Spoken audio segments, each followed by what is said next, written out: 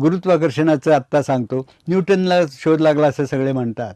न्यूटनच्या आधी किमान 1,000 वर्ष शंकराचार्यांनी गुरुत्वाकर्षणाचं वर्णन केलेलं आहे.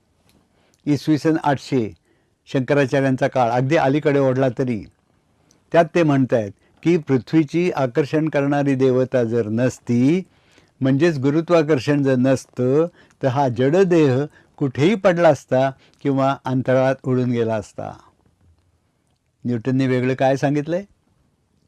या न्यूटनच्या आधी, शंकराचार्यांच्या आधी प्रश्नोपनिषदात इसवी सन पूर्व 7 सहस्र इतक्या प्राचीन काळी पिप्पलाद मुनींनी हे सांगितलेलं आहे की पृथ्वीला आकर्षण करणारी देवता असते, ती माणसाच्या आपानाला सहाय्य करते.